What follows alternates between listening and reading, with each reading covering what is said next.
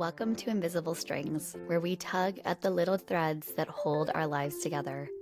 From mental health and relationships to marriage, motherhood, and all the beautiful chaos in between. I'm Katie, your guide to navigating life's tangled web, one string at a time. Think of this as your weekly dose of insight, sprinkled with a bit of laughter, some heartfelt chats, and maybe even a happy tear or two.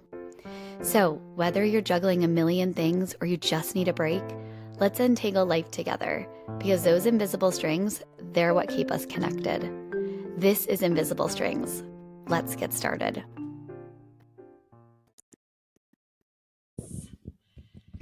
So I'm just going to start by saying that this is round 2, you guys. And you know that this has happened to me before with Brad's message. So when this happens, I think to myself, you know what? There's probably something really important that needs to be talked about here. And that's why we have to do it again. Yes. And sometimes a charm too. I mean, like, joke's on you, enemy. It's going to be even better. I'm so excited that you're here. Me too. Again. Yes. I'm really happy. Thank you for coming back. Of course. About where you grew up, what that looked like. Tell us about your family. Yeah. I feel like now I'm very aware of like how sweet my childhood was. Like growing up, like I didn't know any different. And so it just was what it was. But I grew up in this precious, sweet, like honestly kind of a bubble. Like I was raised by a mom and dad who loved each other fiercely, who loved Jesus fiercely. My mom worked at a Christian college. My dad was on the board at church. My grandpa was a pastor for 70 years. Like everybody around us loved Jesus. And that is all that I knew. That's what I grew up in. So I grew up in a home where I knew I was capable. I knew I was loved. And I felt so safe and secure. And I got to see Jesus on display all of the time. And my mom was a huge part of that. She was, just an incredible human. But she was always doing things to like plant seeds of generosity and kindness in us. And she did it really subtly. And so it was things like, my brother and I, what you said about Christmas, my brother and I were like pretty much always annoyed with my mom because she was constantly inviting people to our house. Like my house was a revolving door. There was not a Christmas, an Easter, like any kind of holiday. If someone didn't have a place to have their meal, they were eating it at my house. And I grew to love that. But my brother and I would be like, okay, mom, who's coming today? Like we're opening presents. All is well. It's like family time, sweetness. And then like the stranger crowd starts to show up. But it's because my mom, she was the vice president of a college, and she knew that there was people that didn't have a place to come be with family and friends for Christmas or Easter or whatever. And so they were going to have it at our house. And so we had the classic, like our kitchen table would hold like 8, maybe 10 if we like really squeezed.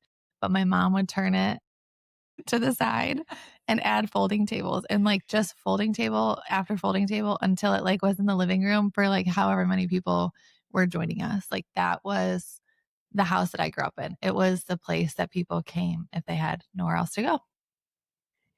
Could you see the joy in her during the holidays, even when you guys gave her a hard time? Oh, yes. And she kind of was just like, sorry guys, like get over it. This is what we do. Yeah. And she just did it so graciously. But yes, she was like a crazy list lady. There was lists like everywhere, like all the grocery shopping lists and the to-do lists and everything. But she was like if there wasn't a list out on the counter, like she is in her element. There are a lot of people coming and she's like game on. And of course she's doing it all because she wants people to know Jesus. That actually sounds like, just like hearing you talk about that, like it should be a thing. It should be like that sounds like so much fun. Yes. And so stressful in my brain, but yeah, that would bring me so much joy, I think. I know. And what I now admire, I didn't understand then. Like my mom wanted it to be nice for everybody and home cooked meal and everything, but there wasn't perfection. Like it wasn't like she had a great centerpiece for all of these 12 tables that she was putting together, or like, it wasn't fancy. Yeah. It was just like whatever tablecloths that we have. It doesn't matter if they're green or red. Yes. Which I feel like, and now I appreciate so much more. Yeah. Because you feel that tendency, like, I'm not going to invite, 30 people over to my house unless they all have like a place to sit, which is, I was just talking about this week. But like my mom She would have, because she would just pull out the janky folding chair from downstairs, because no one's going to remember the chair they sit in. They're just going to remember how they feel when they're there. And that part she knew she had under control. Okay, well, So, that's a good life lesson for all of us. I know. I think I love that so much. She was epic. But as a kid, I'm rolling my eyes. And as an adult, I'm like, I want to be like you when I grow up.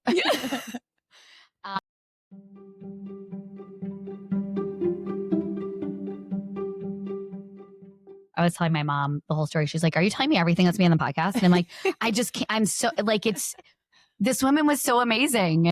And then she's like, made amazing people who've made amazing people. Like, it's insane. It's so evident. And you'll talk about it later, but like just the legacy that your mom has left, which is generational and so important. And were you at church on Sunday? I was. That last song, like I was bawling. And I typically probably do cry at that song, but like it was like something different. I don't know. Yeah. It's like Jesus for our family and for everybody. Yes. And the generations are going to be different because of us. Like, that's not something to take lightly. And again, So I big. feel like I was naive to it, but now I know the privilege I have of seeing that like come to life. You know, like my grandparents loved Jesus, both sets of them. One set was a pastor for 70 years. And so he was praying over my mom and dad, and my mom and dad lived it out. And they're like, I'm serious. It's like, it's kind of ridiculous how many people have loved Jesus faithfully in my family. And there's been really hard things that have happened, but it's like, it's actually, I've seen it, which is, it's pretty incredible. And that's why people are like, I don't understand. Like, how do you just have this faith? And you're like, literally, I literally have watched it in front of my face. Like you can't make me think otherwise. You can pull out all the books and studies. Jesus is real. Yes. And I think too, like a lot of people be like, oh, you have a perfect life. I'm like, I've watched a lot of suffering, which I can share about. But even before everything unfolded in my mom's life, like my house was kind of like a hospice home. Like we had 5 different family members come to my parents' home to like live their final years and pass. So like I grew up watching death and hardship and suffering and loss. Like it was very present in my life. It was all timely, which is different. And it shook me up in my mom's situation, but it wasn't like we were living comfortable Christian, like everything is perfect lives. It was just that God was faithful. Like I was seeing the faithfulness of God through these people, and it's contagious. And you didn't. So I feel like there's a difference of people who are going through really hard times and seeing death and all that kind of stuff that don't know Jesus. Yeah. And that was probably the difference in your life. It was so sad. And you felt safe to be able to grieve and to be sad. But like you probably also felt really full and not scared. Yes. And I think even like from a young age, like for example, one of these 5 family members would have passed in the house. I can remember instances where like an hour later, someone arrives with like a lasagna, you know, and you're like, how did you even know, you know, like, so even from a young age, I was seeing community, like because my parents and grandparents loved Jesus and were a part of a church, I saw that too. And so there's like that's like a lot of the joy and the suffering is like, you're not doing it alone. God designed his community to be like this. And so even in those ways, Jesus was contagious to me. Like I wanted it because I saw it sincerely lived out even in community from a really young age. Wow. So we all want to live like your mom. That's goals. It would be cool to have people at our dining room tables this holiday season that don't have a home. So if anyone out there needs a place to go, you might be sitting come on at over. A folding table. However, come to my house.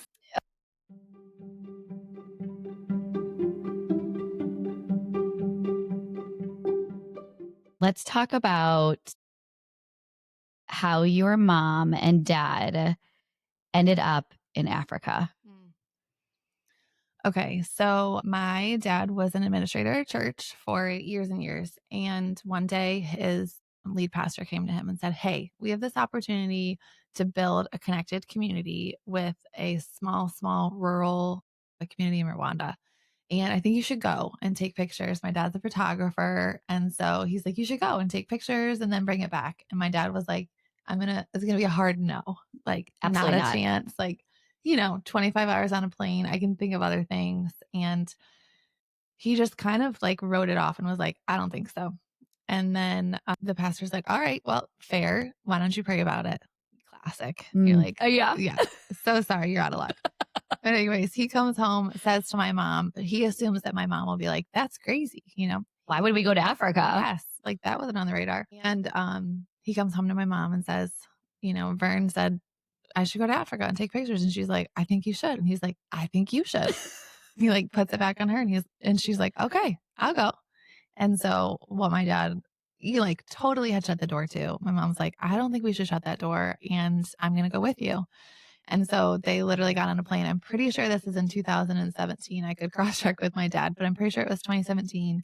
And yeah, it started this like absolute love for this community. My dad and mom came back just brokenhearted about what they had seen. And so the model is that the church in the States is connected with the church in Rwanda, and they do all the sponsorships that happen in that community. So they can only be sponsored by the church. And so it starts this like reciprocal relationship and capital project opportunities, and just like sharing in spiritual life together relationally. My dad just came home. The need is so great. What will we ever do? I think he felt overwhelmed and defeated, definitely struggling with a lot of our privilege. And he shares a story that he was laying in bed one night, couldn't sleep, wide awake about it. And the Lord just reminded him, like, I didn't call you to change Africa. I didn't even call you to change Rwanda, just this town. So my dad felt like he had been given, like, okay, game on. And so he did. He started sharing the story and, of course, had captured beautiful pictures. So he started sharing the story with his church, and they have rallied around this community like crazy. And my mom was a part of that too. My dad decided he was going to dye his hair for a fundraiser. So he dyes his hair hot pink. And based on the amount of money he raises is the haircut he gets. Like there was like the George cut from Seinfeld, like they're all bald, the mohawk, like all these. So it was like if he raised $7,000, he was George. Or he raised 10, it was mohawk or whatever. And they raised, I want to say it was like $15,000 with my dad's hair, which is mind boggling.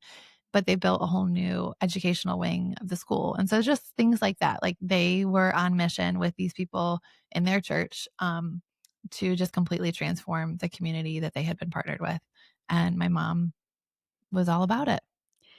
That going back to your dad, like that has to show, like how many people went to your church? Probably about 1,000. It was about the same size as our like Waxhaw campus. Okay. Just the Waxhaw campus. Yes. Is building schools. Yes. and churches. Yes. Yeah. So they've done over the course of the partnership since 2017, they have like 200 plus kids sponsored.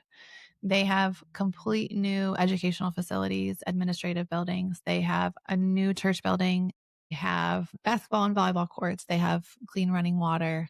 They have a farm for pigs that the women help with, a sewing school. Like I'm telling you, everything has changed. It's just incredible to see. So I wonder if a connective community, if people are so much more faithful with their money because they know that it's going to like a community it's like they can conceptualize it. Yeah. Where there's so many amazing organizations out there, and just locally, just right where you live, you can help too. But to think like I could actually go over to this community and I can go help, and I can, and like they will know where we're coming from, and kids could potentially like have pen pals and all that kind of stuff. Yeah, it's been really sweet to witness it. At first, I kind of felt like, but they're like a world away, you know? They do feel that way. Right. I mean, truly, like it literally is. It's very far, but it is so cool to experience because this community has rallied around, I mean, just for our personal experience, they've rallied around our family in grief and loss in a way that I'm like, you didn't even know me 5 years ago. And now we're like sharing in this life. And you're like, it's incredible.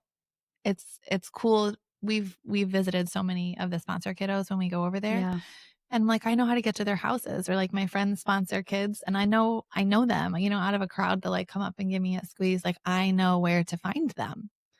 I could take you to their house. I know their mom. Let's And go. so, yeah. When are we going? Yes, let's go. Let's go, baby. It's just a life-changing way to think about generosity, because it's not just like passive generosity. It's really engaging in relationship.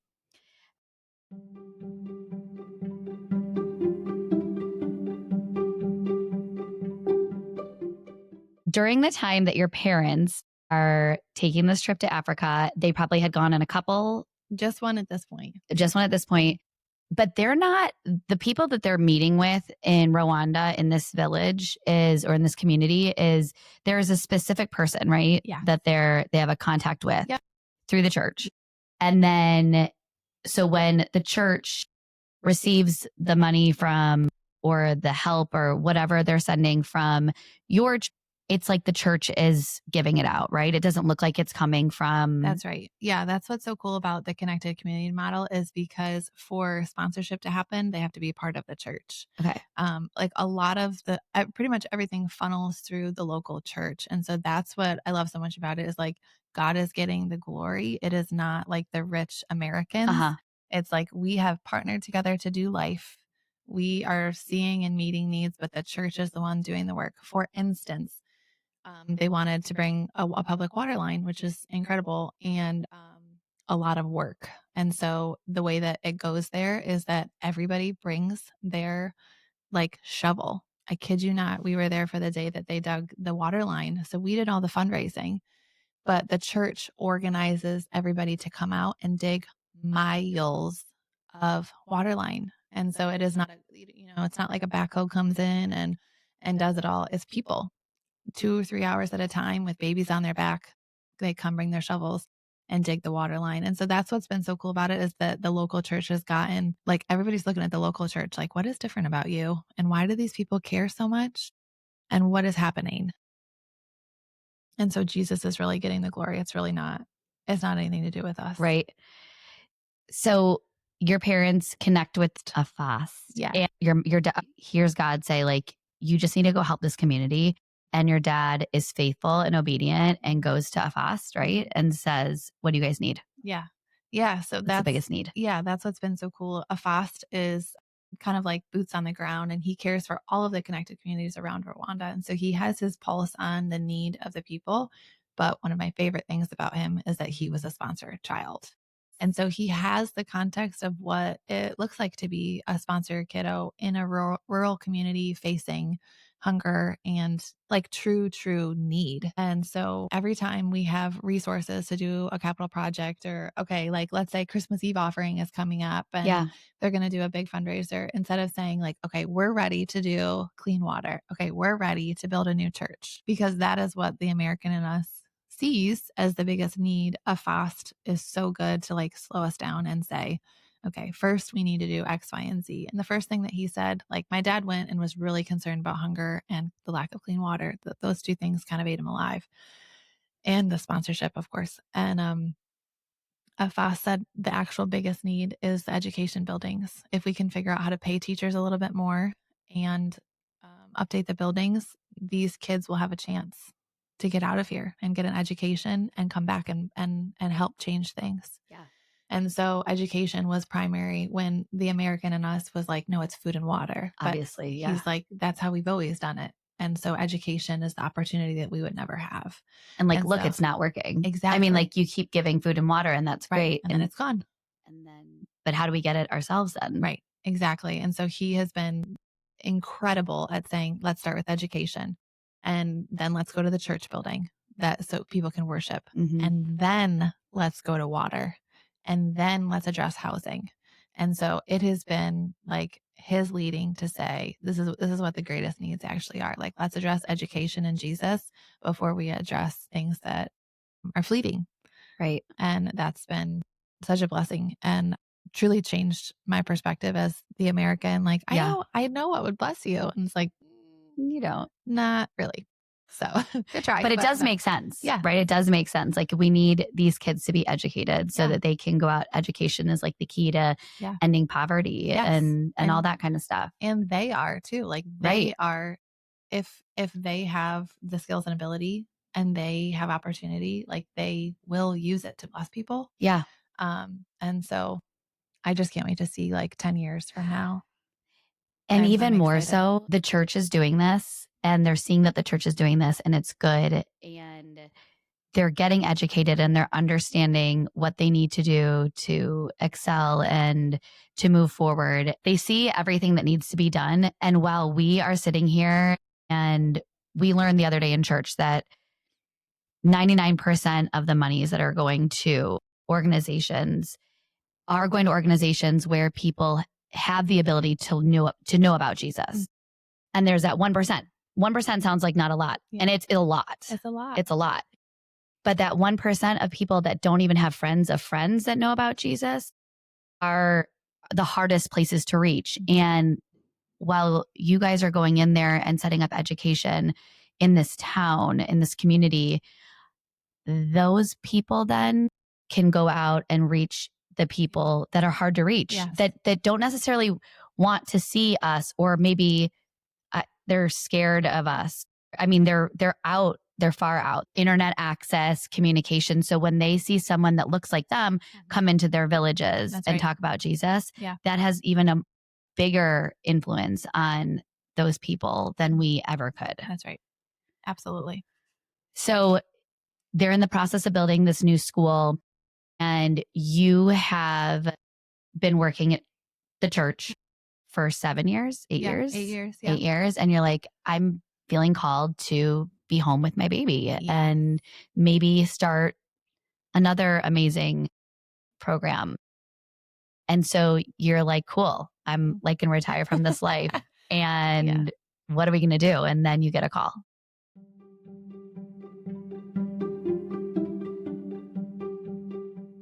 Yes. Oh my goodness. So I had been working. Meanwhile, I am not really invested in the Africa thing outside of my parents had gone, and I'm like, go guys. Yeah. Dad, you're crazy for having pink hair. Like y'all are officially nuts, but like do your thing. I'm pumped for you. And I'm working full time at our church in ministry and I love it. And then COVID hits and the Lord is like, hey, maybe you should stay home. Like I kind of got a little taste of staying home with the baby. And I'm like, okay, I'm feeling the pull. And so I decide, you know what? Okay, I'm going to stay home, and my husband owns a small business. And so I'm going to work for him part-time. And help the family. And I'm just going to enjoy being a mom, and I'm going to start a serving blog. I've always loved serving and generosity. And I think I'm going to start sharing. I'm all excited and think that this is like just the best plan for my life. And I quit. My last day is September 1st, and I'm heartbroken because I love my job, but it's time. I quit on September 1st, and the middle of October, my mom gets diagnosed with stage 4 colon cancer. And what went from like a season of me being able to really, what I felt like, use my gifts and be present with my people, turned into me being able to be the daughter that I needed to be for a season that was rocky and heartbreaking and really, really hard, really, really hard. And so I started driving. Callie at the time was, I'm going to say 3. Yep, 3. And I start driving back. My parents are in Western New York, so it's a 12-hour drive home. And so I just started driving back and forth, which was crazy. I would be here at home with the baby for like 2 weeks, and then mom would have her next chemo. And I would drive up there by myself for like 3 or 4 days. And then I would drive back and be a present mom for 2 weeks and then go back. And I was living this like split life, trying to be present for my mom and dad and not miss anything, because we knew that it was terminal. And they thought that, she might have a couple years, best case scenario. And so I didn't want to miss too much. But then the sickness became so great that it was more like helping with caretaking and encouraging my mom than it was just like making the most of time. She was in and out of the hospital like 30 or 40 times during the 15 months that she fought her cancer, and it was during COVID. And so my dad and I got really good at dropping her at the emergency room door. She would get these, they call them riggers, where that like shakes your whole body, like the bed would shake underneath her, chills, and she would have infection after infection. I mean, it was a nightmare. Mhm. And she was at the hospital like what felt like every other day. And then she'd be in there for 4 days and get out for 2 and then go back in. I mean, it was a nightmare. And so life was rattled hardcore. And the Lord was so faithful and so present in a way that I hadn't experienced before. Like I said, I had experienced a lot of grief, but it was timely grief. This was untimely. She was only 60 and she had gone from being, a big wig vice president running the place to like unable to eat. And like a bright light. Yes. And she maintained that. She was so brave, but it was just hard. And so she would get chemo and we would walk around the hospital because we couldn't go in. And so we'd walk around the hospital 7 times praying that the walls would fall down like Jericho. Of her cancer cells. And so we had like an army of people, truly, again, this army of Jesus loving people showed up, fed us. Like there was never a meal that I cooked. I don't even know how that's possible, but I was never like cooking food for my parents. I would always get there and the fridge was full. And my dad on the times that I wasn't able to be there for the chemo, like he never walked around the hospital alone. There was an army of people walking with him, and God was on display in really big ways. But ultimately, we got a call one morning that we hadn't heard from my mom for the day. She was in the hospital she had COVID. She was on the last few days of her COVID situation. And so we hadn't seen her for a bit and we would just FaceTime a lot. And one day we didn't hear from her until the afternoon and we were worried and called to the nurse's station and found out she had woken up in a bunch of pain, had been sedated, did testing, and they found out that her colon had perforated. And so her and my dad had to make an impossible decision for the FaceTime call, which is just Ridiculous. feels like a fake life. Over the FaceTime, they had to decide, does she do surgery, which probably would end in her passing, or does she just wait it out and let her body do her thing and she would pass probably within a week or so. And so they had to decide really quickly. And my mom was just done. She said, I just can't do it anymore. I'm just done. She was ready to hang out with Jesus and was sure where she was going. They called us, let us know. I was in Charlotte at the time, let us know that it was done. And so we had the privilege, honestly, like one of the most cherished weeks of my whole entire life, of sitting next to my mom in the hospital, knowing that she was actively dying, that we only had a couple days with her. And it kind of stripped away all of this. I don't know, like it's like you're allowed to be actually honest. Like you are going to die. We're all going to die, right? Yeah. And somehow we like pretend that we're like Not invincible, right. and we don't need to talk about this or whatever. But we knew. And so we just talked very freely about heaven, about fears, which she had none, which was incredible to me. She talked about memories, and everything that like rose to the top was faith and family, quality time together, the kids, period. Like there was not anything else that mattered. Like all of the stuff that I think we spend time chasing in life, it wasn't a part of the conversation, which was so refreshing. And so I have so many clips on my phone, my audio clips. Like, of course, I'm recording everything. And I have so many clips of her. She was the queen of affirmation. And so many clips of her, even in those last few days, just like pouring over me, like the sweetest affirmative. Like, yeah, I will forever cherish like what she had to say in her last few days, because it was all about what she saw in us, what Jesus she saw, what Jesus she hoped for us. And anyways, so it all kind of progressed. I got to be with her on a Monday, and the last time that I really spoke to her was on the Wednesday.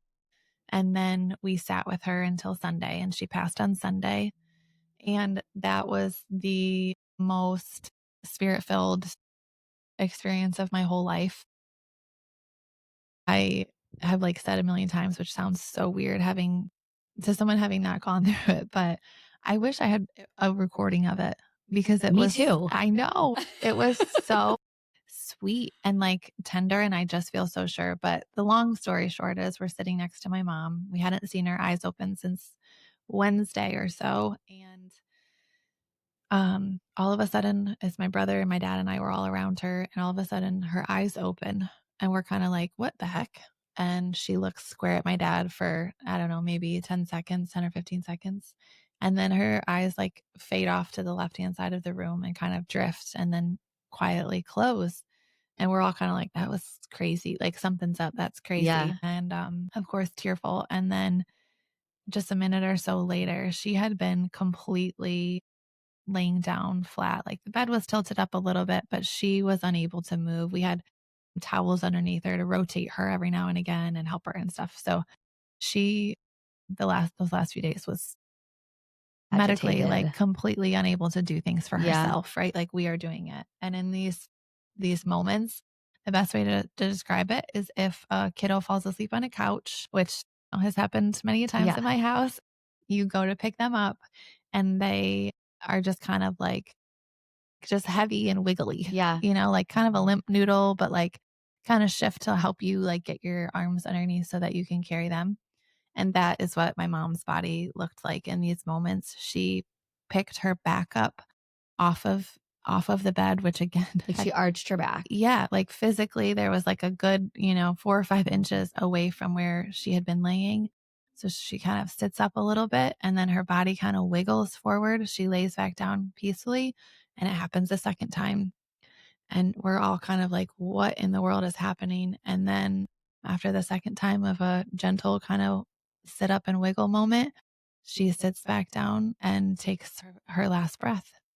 And there was zero struggle. There was zero pain on her face. Like I just fully believe, like I don't understand all the details. Okay. I'm going to go on the radar. I don't know.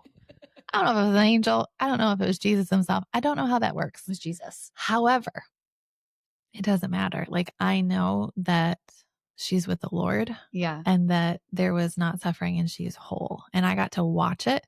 And I think a lot of us wonder like what's heaven going to be like. And you kind of like, it's kind of a intimidating thought. Like I am not scared. I'm No. like game on. I can't wait. I know. Honestly. Like Yeah. I just have so much peace having seen her experience that. Like the Lord was just like right there.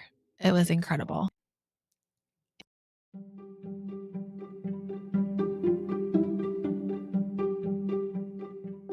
So you're in the middle of your mom passing and you get a phone call. Yes. Yeah. So she was alert at this time. So I'm going to say it was Monday or Tuesday. And my dad got a phone call from a FAST, this dear friend in Rwanda. And he said, Mark, we're almost done with the construction of the new church that my mom and dad had a hand in. And he said, we want to dedicate it in honor of Ruth. And I love that her name is Ruth. I know. It's I know. amazing. It's fitting, right? Yeah. So, yeah. So he says, we want to dedicate it. Would you guys come for the ceremony? Well, we're still in the hospital. So my mom knows about this and is celebrating this, thinks it's crazy because she doesn't like to be the center of attention. Right. So she's like, oh my goodness, that's too much, whatever. We're like, Mom, just take it. Okay. But anyways, I'm like, am I going to say no to going to see her legacy? Like at this point, I am clinging for good. I'm like, okay, the Lord says that he will use all things for the good of those who love him. So show me. I know that he doesn't have to, but I was begging for it. Yeah. Meanwhile, I have a 12-week-old baby. We've had a baby in this time. Yes. I forgot to even say that. Banks came. Yes. The sweetest little Banksy boy is born literally 10 weeks before this all unfolds. And so by the time my mom passes, he's like, I think like 12 weeks old. It's all kind of a blur. He is so small. And I'm like, yeah, let's go to Africa. Like, what am I thinking? Anyways, the following August, my mom died in January. In August, we do get on a plane. Me and my dad and a couple friends. And I get on the plane mainly out of obligation for my mom's legacy. I am going to see the good, and then I will get on a plane and come home and maybe pick up where I left off with the whole being a mom and starting a generosity blog thing. That's the plan. And instead, I go and Jesus just absolutely wrecks me. I fall in love with the people and the place, and I see need that I can't ignore. And my heart is specifically broken over the lack of clean housing, stable housing, and the lack of clean water. Clean water is keeping me awake at night. And I can distinctly remember I were there for like a week, see it all, love it all the sights and smells, and everything's out of my comfort zone. But I'm like, it doesn't matter. This is where I'm supposed to be. And I'm on the plane, and my dad notices that I'm not resting for 25 hours. And he's like, hey, what's up? What you thinking about? And I said, Dad, I can't leave the clean water like that. I can't stand it. We got to do something about the clean water. And he's like, okay, let's go. And so I don't know what to do. And I'm also bothered by housing and a FOST. I think it might have been on the second trip. I can't remember all the details, but at some point a FOST says the next thing that I'm worried about is housing. We have so many people that kiddos walk around, if you see them, and there's white patches on their heads that is from sleeping on moisture. And I'm thinking to myself, the beds that my kids sleep in, I can't leave that alone, So I'm just like wrestling. I don't know what to do about it. I'm pulling on my dad, like second generation. How in the world am I supposed to do anything about this? But I have to. I just don't know how. So I get home and I start showing Callie my videos and pictures. At this time, she's about 4. And I'm showing her pictures of all these sweet kids, their houses, their clean water. I mean, I'm using like quotes like their clean water, which is like a puddle, like a picture of puddle after your kids jump in it. It is like a actual brown, murky color. There's not a clear section. Okay. Tell me what you saw, the layer on the water. Yeah. It is so dirty that the main source that I saw the kids pulling from had a sheen on it. And I don't know if the sheen was like a gasoline, like if it had run down gasoline, or if it was human waste, because they all, they don't have toilets like we do here. And so their system is different and it all kind of seeps into the ground. So they're collecting water at the base of the hill. It's kind of like a valley. So the creek is like running with a sheen on it. And I am watching kids collect water and take it home. That's their drinking water. There's no purification system. Like that is what they drink, period. And I am unwell. And I'm telling Callie all about this. And she is bothered, but I'm telling her because I want to be able to pray about it. I'm thinking like, Cal, I don't know what to do about this. Let's pray together for these people. Let's pray that the Lord would show us what to do. And so I am truly thinking, I want her to know about the hard things and I want to pray about it, period. And homegirl goes and blows it out of the water, literally.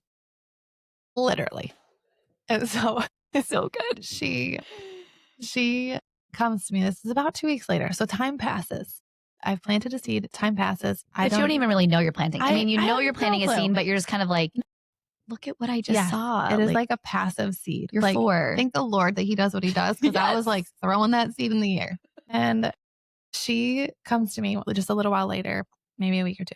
I can see it as clear as day. I'm sitting on my living room floor and she says, Mom, do you want to buy a rock? I had bought one of those $15 rock kits that don't buy it. Don't buy it.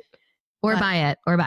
Well, I don't know. You can use the rocks out of your driveway. Yeah. Foreshadowing. Yes, exactly. So she has like 10 or 12 rocks from this rock kit that I had spent way too much money on. And she comes to me and says, will you buy a rock? And I thought we were playing store. And I said, oh, sure. I'd love 1 or 2. And I put out my fake money in my hand. And she's like, oh no, they're really $1, which tells you everything that you need to know about Callie. But I'm like, okay, they're really for sale. So now I'm going to pay you money for the rocks that I bought. Okay. Yeah, sure. I'll buy one. Cause as any parent does, you buy the rock. You buy the rock. And so I bought the rock and she says, who else can I sell them to? And she says, I want to raise money for water and food, which I think translates to the community shelter that we love so much locally. She's seen us do food drives all the time. And so I'm thinking, okay, she's selling rocks to raise money for food and water. How sweet. Let's do that. So we call everybody in my phone. And by the end of the night, she's got like $50. And I'm like, homegirl is hustling. Okay. Then she says to me, Mom, can you tell your friends about it? Which means, can you put it on Facebook? I say, sure. So, I like need to go back and see that yes, now. Yes. Now I have to go back and see that. So she's so sweet. It's the sweetest little video. She's a young kid and she's making this little video. Will you buy my rocks? And during the video, she says, I want to raise my money for my brothers and sisters in Africa.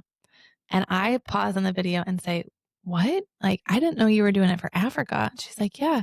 She's like, Mom, you know how they walk and walk and walk for water and their houses are so far away. And in her little speech therapy 4-year-old little voice, she's communicating this to me. And I'm like, I didn't know that that's what you were doing. Sure. So we post it to Facebook and people go crazy with these rocks. And so she's got orders to fulfill. And the next morning she wakes me up ready to collect rocks out of the driveway.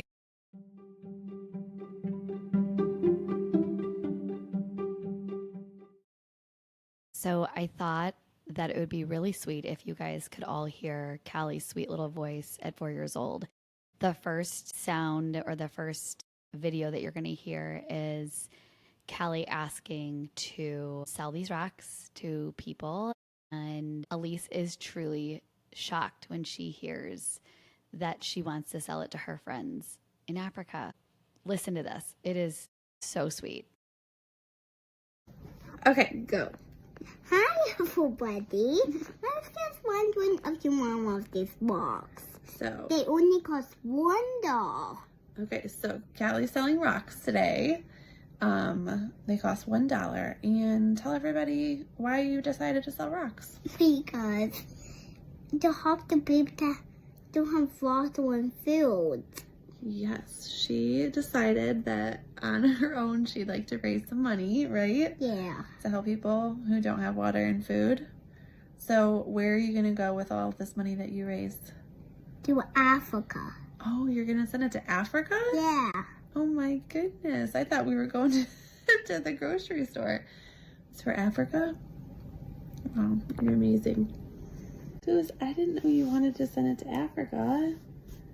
Why did you choose Africa? Because remember how much they just steal a bucket and walk through the houses? Mm-hmm. They must have might live far, far away. Mm-hmm. So I was thinking I could do water and food for them, so they won't even have to walk and walk and walk. Okay? I think that's a really good idea. Next thing I know, she's in the driveway collecting flat rocks. I don't know how she knows like what she's looking for, but she's looking. And she asks for something to wash them. So by 9 a.m., she's in my kitchen washing rocks with a toothbrush to like get all the dirt off and get them ready to paint. She fulfills orders for the next like few months. And I'm just floored. She sold them to the chiropractor, the nurses at the office. Like, I mean, anybody, the preschool teachers, anybody in her preschool class knew about it. Like everybody who gave her eye contact knew about it. You're hooked. Yes. Like done. And a homegirl raised $2,500 to build a house in Rwanda. Along the way, she decided, okay, we've got enough. We're doing a house. And so houses there cost about $2,500. And so she did it, which is mind boggling. And I was humbled over and over and over again, watching what I thought was silly at the beginning. I thought this is sweet, but this is silly. And then I was humbled because she created generational change for a family, not even for a person, a family out of the rocks in my driveway.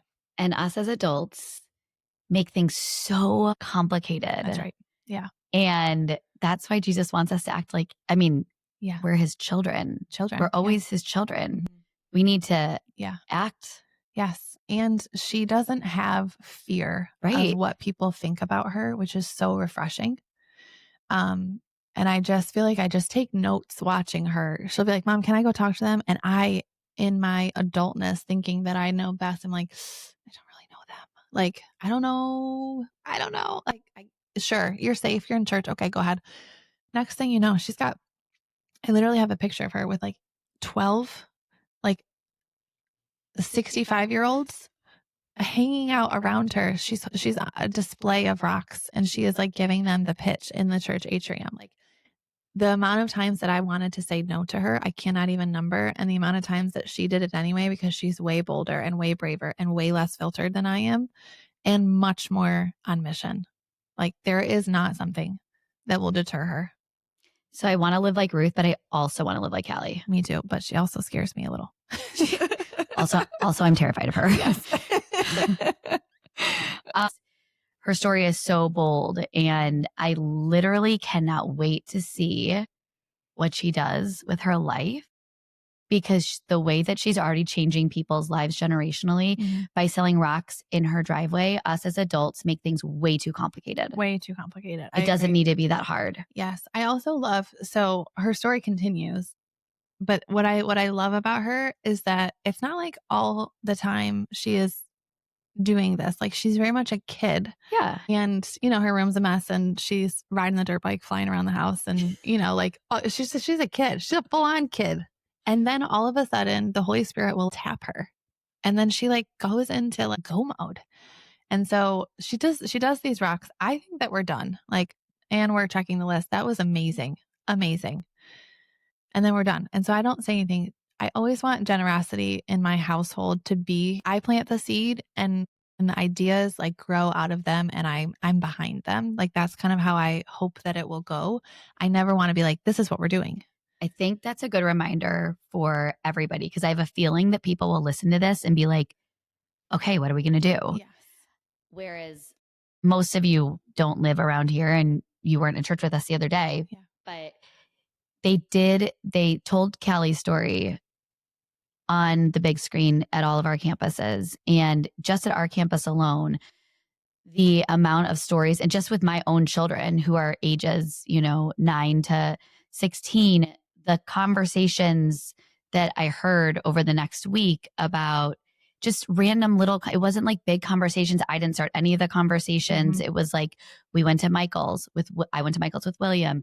He saw the coasters, which you'll talk about in a minute. And he's like, oh my gosh, this is what Callie uses. I was wondering like I wonder how much money they had to spend in order to make the kind of money that they made. And I'm like, well, I don't know. Maybe they bought it in bulk, because he started doing the math in his head. He's a numbers guy, and that's what he likes numbers. And I didn't really realize that you were hearing what was being said. And it just happened that was played during a sermon, a Sunday that everyone was only at one service at our campus, and all the kids were there. Amazing. So we had all these kids here listening to her story. And even my 16-year-old, who's like, wait, a 7-year-old raised that kind of money selling what she sold. What could I do? Yeah. You could do anything. That's what's so cool about kids. And I think a lot of people try to prescribe generosity on their kids. Okay, I signed up for the serve idea. Get in the car. We're going. Yeah. And the kids are like, I don't want to go. And so then they never do it again because nobody's happy to do it. Yeah. What a bummer. The way that I have found is the best is to just expose your kids to some sort of truth about a hard thing going on in your community. For us, it's been Africa and the community shelter, which is our homeless shelter close by. But for you, it might be a domestic violence shelter, or working with your school counselor because there's kids in your school that need to take home, grocery bags every week or whatever. So you expose your kids to a truth about a hard thing, and then you say, what do you think we should do about it?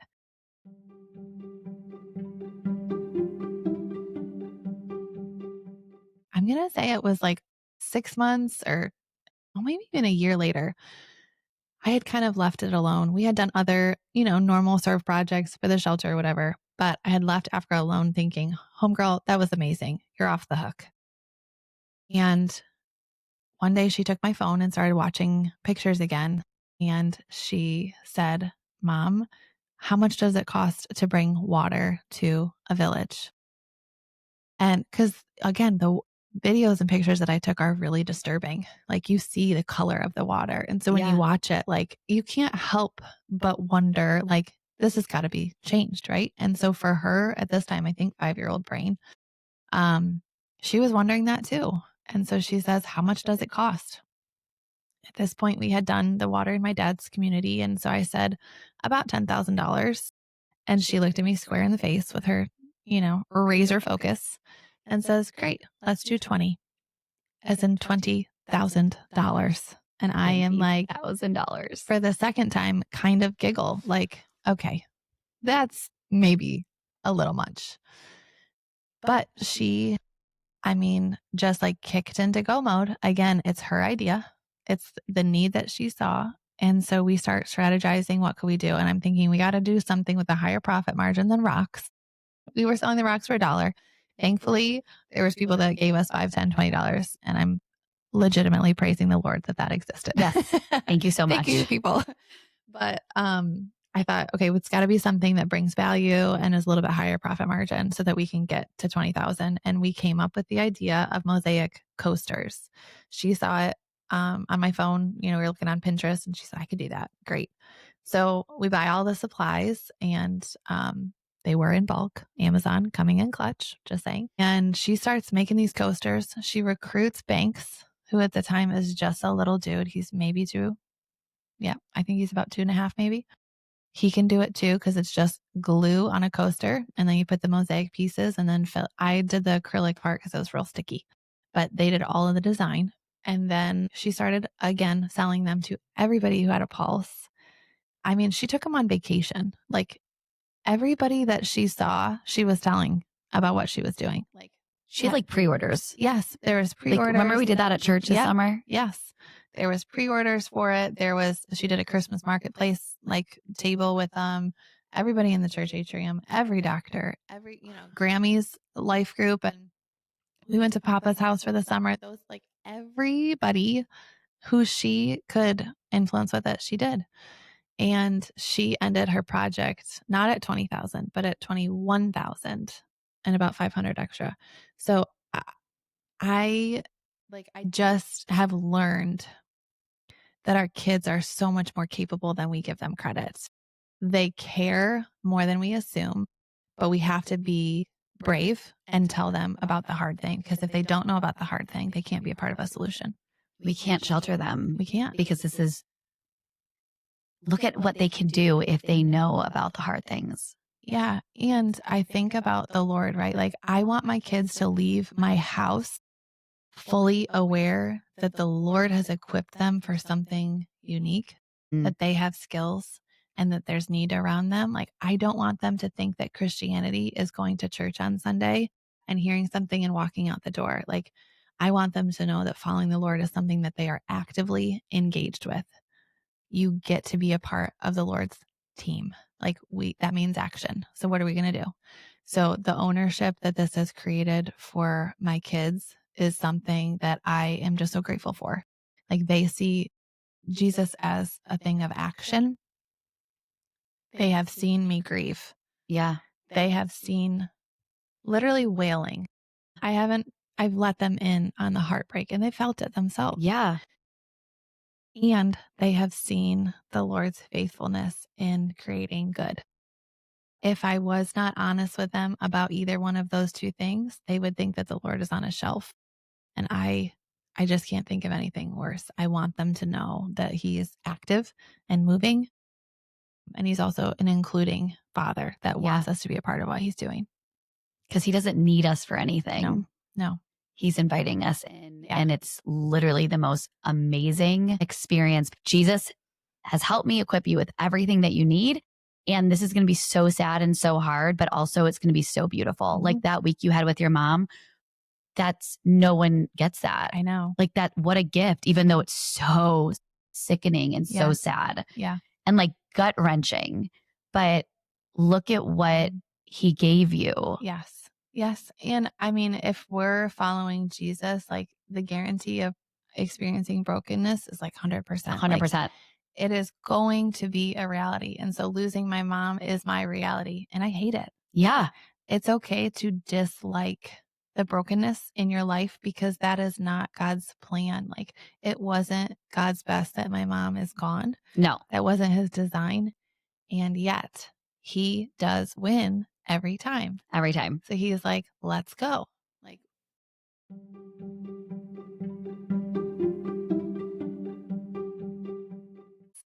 if this is what the Lord has, like, we're going to see good, right? Like I told you, like, show me.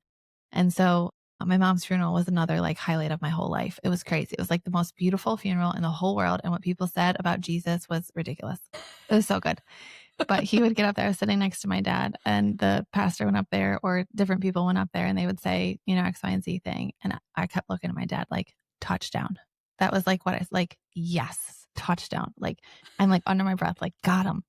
You know, because there's like 800 people in this room. Like, you know, my mom. Why like, was it not live streamed? I mean, it probably was. Probably was. Actually, it probably was. There were like, my mom knew, you know, like everybody on this college campus and everybody at church, because that's how she was. And so the place was packed. And do you know what's cool about a college campus and that she got to do that job is that people come into the college to teach, to go to school. She had all this influence on people right here in her town, this little tiny spot right here. And then all those people just scattered all over the world. I know. It's amazing. It's amazing. It is totally wild. You want to know how crazy? This is like kind of off script. Sorry, everybody. No, I love it. Please go. The Sunday morning that Callie's and my mom's story played at church was like highlight of life. It was amazing. Amazing. So we're in our campus. Like Katie said, everybody is there, kids and everything. It is packed. The video plays. They give Callie a standing ovation. It was like, I've never had more chills on my body for that. I currently have them right now. It was the craziest morning ever. Not that we need accolades, but that Jesus was on display was mind-boggling. You guys, our pastors, our pastor Mike, completely wrecked. Like completely wrecked on stage, calls Callie up. She's just standing there like, what? What's the big deal, guys? Why are you guys crying? And then Patrick comes up.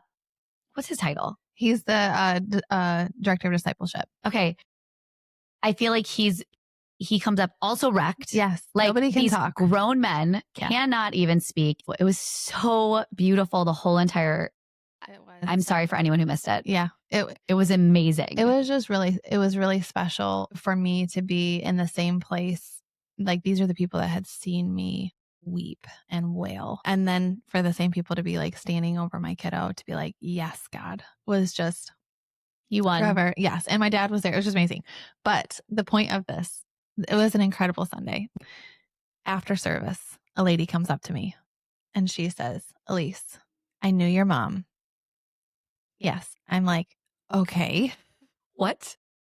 She said, I was a vice president of a college.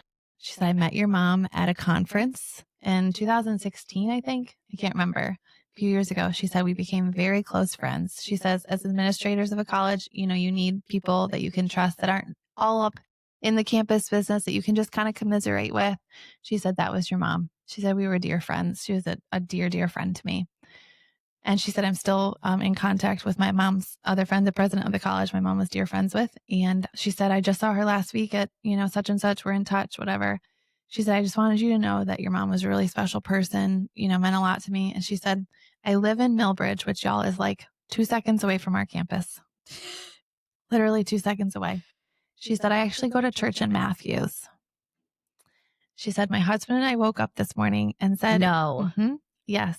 And said, I feel like we should go to that Forest Hill place because they're looking for community. It's been a couple years and they haven't met a lot of like local friends. Yeah.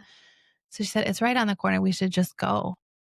And so they came on that morning. She said, I sat down and I saw my friend Ruth on the screen. I'm going to cry right now. I know. What? I know. And so to your point of like my mom's influence, like being gathered in a room to like celebrate her life and have experienced her, and then to go to the ends of the earth here and there and everywhere where the Lord calls them, like I got to experience that. She said to me, she said, I don't know what I'm supposed to do with that. She said, the story is beautiful. She said, I don't know what I'm supposed to do with this, but I'm going to do something. And I'm like, I don't know what I'm supposed to do with this, but that is wild. And so, yeah. And then again, look at how amazing God is. Yeah. And how obedient she was. Mm-hmm. She didn't even know she was probably being obedient, but what a gift she got when she sat down in a church she's never been to before and was like, this is what you're supposed to do with it. You're supposed to come here. That's right. I am so proud of the reputation and the legacy that my mom has. And it wasn't because she was great or made a bunch of money or our house was perfect or she dressed awesome or whatever. It was because she made people matter. more than anything else. It was how people felt when they were around her. Mm-hmm. Yeah. It was Jesus. Yeah.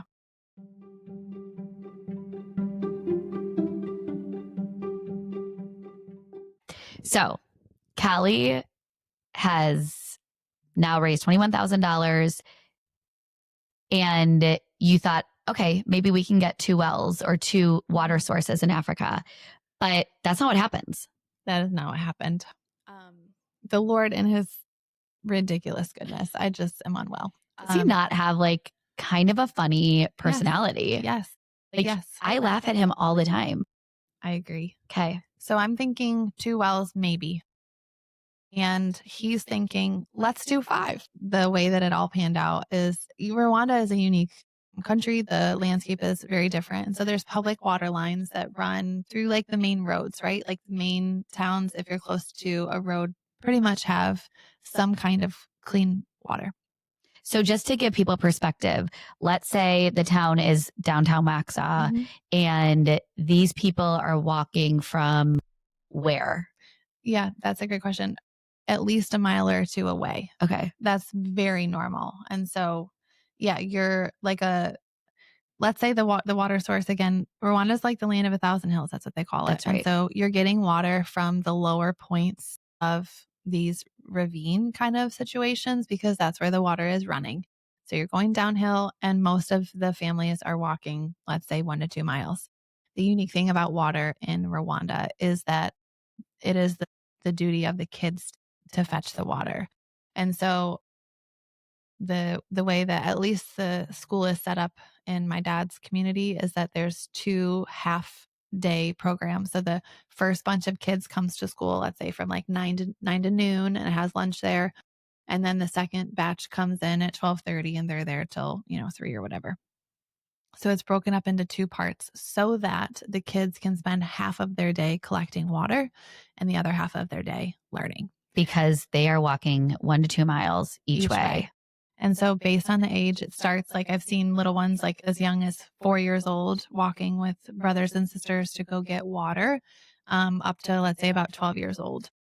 After that, they're able to do a lot more to help like heavy lifting, getting, cutting brush or whatever. And so they would be doing other things. So this is like young kids, like 4 to 12-year-olds doing water, and their water tote carrier thing is the size of it depends on how old they are. And so I have a really sweet picture of a 4-year-old with like, let's say a 1-gallon jug. That's heavy. It's heavy. All of them are heavy, but the little guy has the little jug, and then progressively up and up into the like 10 and 12-year-olds have a massive jug that I naively offered to carry for one of my sweet little friends the last time I was over there, and was sore for like days after. Like I am talking heavy, and they're carrying them 1 to 2 miles each way. And so they spend hours every day, literally hours walking to water. That's normal. Dirty. That's dirty. And so they're collecting for their livestock, they're collecting for their family, and they're collecting to cook. So you need a lot of water. Think about how much water your family uses. Like heaven forbid it's bath day. Okay. So this is a big deal. And so the Lord just multiplied Callie's efforts. What I thought would be 2 communities, he placed us in different areas that had a little bit closer to access to public water. So the lines weren't quite as long. We didn't cost quite as much money. And then some of them were way far away from public access, and we went wells instead of public water lines. And so we did what worked best for each of the communities, but the Lord stretched the $21,000 and we were able to do 5 communities. And so 5 communities have multiple access ports. It's not just one well in each community. It's like they staggered them around each of these communities. And so there's multiple water ports, let's say 5 communities, but like 15 access points that now have clean water for these kids that won't have to carry it as far, will have more capacity for education. It changes their entire day. It changes everything, but also it literally health. changes everything.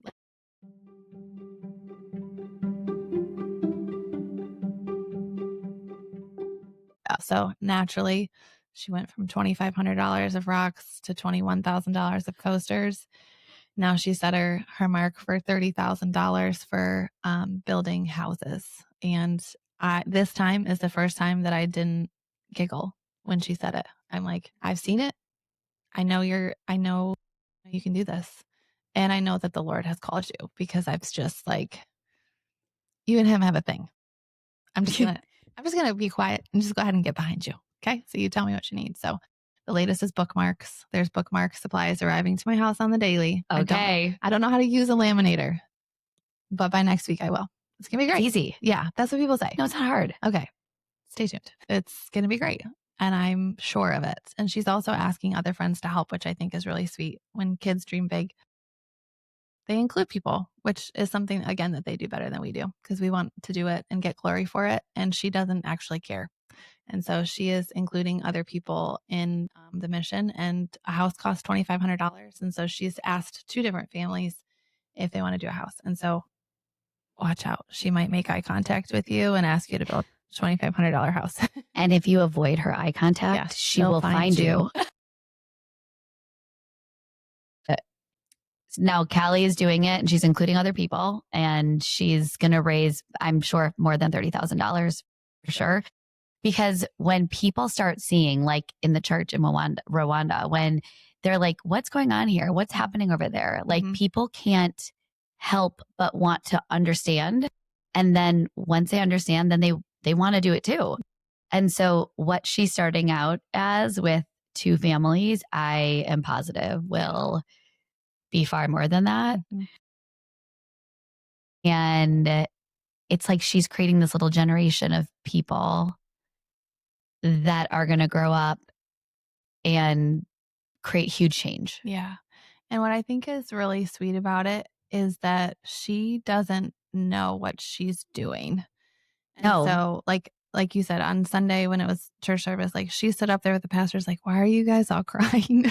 Like, why is I thought everyone this was standing? a good thing. Like, what's going on? Like, she truly has no idea. She doesn't do it for accolades or recognition. And she doesn't even know that. She has no clue. No. And so that is what is so sweet to me about it, is like, it's actually just wanting to help. And the contagion effect is so exciting to me. So exciting, because it has, I think it's just put a tone in our family of what matters. And I think it's so easy to be on this rat race of achievement, and like we go to bed and we do it again, and you're here and there and we talk for 20 seconds and then we're like, and that's not knocking that. That's just saying like, it's really easy. That's our culture. It's really easy to go, and to like miss what God might have for you today. And this has forced us to slow down and just be like, oh my goodness. And also truly forced us to slow down and like sit together and make coasters and talk about things that really matter. Yeah. You know, and also have conversations with people that really matter. So I think it's easy as a parent to think about generosity as another thing to do.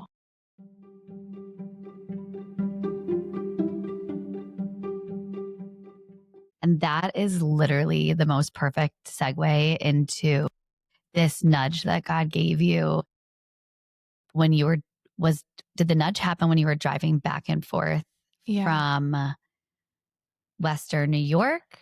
I would say so. I would say that like that seed. So the seed for generosity, sharing generosity, was planted well before Mom ever got sick, in my probably selfish attempt to start a blog and do something fun. Everything happens with my mom, and I'm driving 12 hours. And the way that my brain is wired is that there's just no quiet in my life. And so when I get in the car, I like silence. But if I'm by myself, like I'm not a music listener, like I'm just going to sit and just going to breathe and just talk to the Lord. And so for 12 hours, sometimes I would do that. And in a lot of those 12 hours, he was telling me, what are you going to do? What are you going to do? And I would sit there and think about what I was going to do, because I wanted, again, to see the good in my mom's situation. I wanted to make grief matter. And it just kind of kept, like, the persistence of it kept like, what are you going to do? And so out of those 12 hours was born this idea that I call Serving Made Simple. And it's a workbook. It's 85 pages long, which sounds really long, but it has 18 different ideas in it that are just 4 or 5 pages each. And it is a kid-led workbook for generosity. So a lot of parents, I feel like, don't know where to start with generosity because they don't think that their kids meet the age requirements of organizations that are generous. And so let's say, for instance, our local shelter, you have to be at least 11 or 12 years old to get inside. And so they wait. So many people are waiting for permission to be inside of an organization to start teaching their kids about generosity. And I'm like, no, because if we wait until they're 12, 13, 14, then they're busy. They've got sports to play. They've got things to do. Like, let's start now. Let's plant seeds now so that this becomes a rhythm and anthem of their life. And so Serving Made Simple, it helped, the first few pages of it just kind of set like a family framework. Like, okay, what are the organizations close to us? What if my kid asks this question? How do I even respond? And so it's just like shaping your perspective as a parent to help them through this journey. And then the 18 ideas are kid led. So each one of them starts with who, what, where, when, why. Why are we doing this? Where are we going to go? Who is it helping? And just kind of help them understand what we're doing. And then it has a to-do list that they get to check off, a friends and family invite list for some of them that they get to fill in with their friends' names or their family's names that they want to help. Some of them have coloring sheets. Like, it all depends on which idea, and then all of them end, well, all of the larger ones end with a cut and paste thing for the parents. Like, if you want to reach out to the organization, hey, copy and paste this email. You don't have to type it. It's just done. Or you want to invite your friends and family to do it, use this text message. It's like copy and paste. It's done. So Serving Made Simple. Like, I know that we don't, as parents, have like a ton of capacity. So it's truly a simplicity guidebook. And so the heart is that the kids feel ownership, that they can choose of the 18 ideas. What do I want to do? What do I care about? What do I feel like I have, passion for? And then you as a parent are just the helper. And so instead of dragging our kids into organizations, we're changing the world outside of organizations for the people that serve inside. And I have seen time and time again, like, we have done the food collections out of it. We have done the trash pickup at the local park, but with intention, not like pick up the trash. It's like, oh, we're doing this because X, Y, and Z. We're doing a food collection. We invite all of our friends and family. And 3 days later, my porch, actually right now, my porch has literally piles of food on it. Well, we need 200 meals. Yes. We there yet? We're there. You're there? I'm there. But do you need more? I actually do need some gravy. So if anybody has some gravy. Okay. Yeah. Because this is, that happened so fast. That's what I'm saying. Are you kidding me? Yes. So the kids, we didn't even have a chance. I know. The kids made a video. I put it on Facebook using the Serving Made Simple template. They made the to-do list. They made the shopping list. They did the work. They made the video. I posted it, and my porch is covered in food. So the Serving Made Simple is not more about doing. It's just about equipping your kids to have the tools to be mindful, invite others in, and change the world, because I fully believe that they can. I have seen it with the rocks of my driveway, with the coasters in my house, with the collection on my porch, with the pizza parties. My favorite idea in Serving Made Simple is called Pizza Party with a Purpose, and it's teaching your kids how to be fundraisers. I'm like, I can't wait to be invited to the nonprofit fundraiser of the kid that is running the nonprofit because they started with Serving Made Simple. Like, game, I can't wait. These are like rhythms of your life you're already doing, but doing it with a generosity mindset. It equips your kids to have a different perspective. It is not all about them. They have abilities, they are capable, and they can change the world in the rhythm of their life. And one of the cool things that Elise does, if you follow her, which you should go follow her on Instagram, is it just Elise Fraser? Elise Fraser. Yep. And I'll link that. But she asked yesterday in her stories, tell me what your kids are interested in, and I'll tell you how you could use that as in a generous way. The ideas are so simple. And once you start looking at this guide and understanding it, like, everything you see then will be, okay, soccer. We could do a soccer tournament. I mean, there's so many things. It is so easy to say, my kids don't actually care about hunger. I told them that the world is hungry and they don't care. Okay, fair. Great. Moving on. What do they care about? What do they care about? And so I had a mom say, hey, they really love basketball. Awesome. Practice with a purpose. Do you have a basketball hoop in your front yard? Awesome. Invite people on a Saturday morning. Make an invitation. Make them plan the practice, quote unquote practice. let them put people through the ringer for an hour and then have popsicles at the end and make them stand up on your front porch and share about an organization that the people chip in $10 for. All of a sudden, you have $100 for an organization that you didn't at the beginning, and they're playing basketball. Or, you know, and you're spending $5 on popsicles. Exactly. Like the art show that you talked about. Your kids are obsessed with art. Like some people are just wired for creativity or knitting or I don't know, whatever it is that they love. Cool. Set up your house like an art gallery. Make people come over and have, you know, fancy appetizers from Costco. Love it. And they can either buy the art or chip in like an entry fee and have your kiddo dress up fancy and put on the show. Like it's not going against the grain of how God wired your kid. It's leaning into it. Yeah. Callie is uniquely wired and determined. She's very bold. That is her personality. My little dude, he's 4. He's very quiet. He is different. And he's going to have different passions than she does. And that's awesome. Yeah. That's not a let's make them all the same. That is like a let's figure out how God wired them and then encourage them in that vein to use it for good now. I love it so much.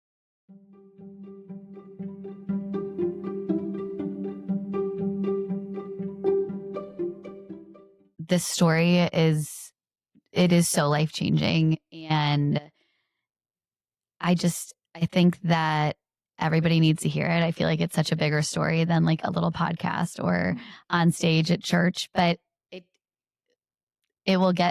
God will bring it to where it needs to be. That's right. This whole thing, I feel like, again, I know that I lost my mom so that the kingdom of heaven can look different. Yeah.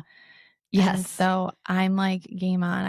I don't have like plans or intentions. I just hope that Serving Made Simple blesses people and allows them to be a part of what God's doing. Like, let's stop sitting on the sidelines. Let's get in the game in the unique position that He has wired you to play. And don't miss the game. Don't miss it. Like, it's way more fun. It's way more fun than you're giving it credit. And it is not a game that you play out of obligation. Yeah. It's a game that you play out of sheer joy and being a part of like what's happening. And so I don't know where this will all go. But I just don't care. Yeah. It doesn't matter. I just don't care. I'm like, if it goes to one kiddo that, you know, changes the world through, I don't know, some kind of awesome art show that I hope I get an invitation to. I love kids art. Amazing. You know, like there was a little girl in the atrium this week that is on board with Callie's mission, selling bracelets made out of pipe cleaners very proudly. She had a whole entire drawstring bag full of these pipe cleaner bracelets. And I said, how much do they cost? She says, as much as you can pay. I said, that's what I'm talking about, girl. Like she had already had $100 in her, you know, little bag. And I'm like, that's the goal, that kids figure out they can talk to grownups about things that matter, doing what they're able to do and change the world. And grownups listen. And grownups listen. And grownups are inspired. And grownups create change because they're watching. Thank you so much for coming back to do this again. Of course. And like we said in the beginning, it will be better than it was before. Yeah. I'm so excited and so inspired. Your story is amazing, and so thankful for Ruth and Callie and your dad. Your dad is, what's your dad's name? Mark. Mark. You're the reason. Yeah. You're the one who was like, I am not going to Africa. Yeah. No. Yeah. And then Ruth is like, yes, you are. It's all his fault. Yeah. It's all your fault. He needs. Yeah. Thank you, Mark. Yeah. Thank you, Mark. He is a gem of a human. Yes. That really has used, I'm following him. Yeah. In this, like he has used this grief as like just a motivator for change. And it's a privilege to be able to watch him and get behind these seeds that he has planted. Yeah, he's a good man. Yeah. I talked about my parents being on purpose forever, and it was like a quiet purpose. Like they just quietly loved people forever. Yeah. And it's really been just so cool to see like his second, you know, let's say chapter without my mom, like there's nothing quiet about what he is doing anymore. It is out loud, and bold. I feel like front row seat with popcorn. Yeah. Like, I'm in. Like, let's go. What are you going to do, Dad? Yeah. So, thank you. Yeah. Thank you for coming and telling your story. And I'm excited to see what happens next. Me too. Can't wait. Because you're already making such a huge difference in your community. So I don't know what you'll accomplish in your lifetime, but it'll be wow. Thank you for joining me today on this episode of Invisible Strings, where we've tugged at a few threads and hopefully left you with a smile and something to think about. Remember, life's connections might be invisible, but they're oh so strong. If you enjoyed today's chat, don't forget to subscribe, leave a review, and share it with someone who could use a little string pulling in their life. Until next time, keep those invisible strings intact, and I'll see you back here soon for more heartfelt conversations and a dash of fun. Stay connected, stay kind, and keep untangling.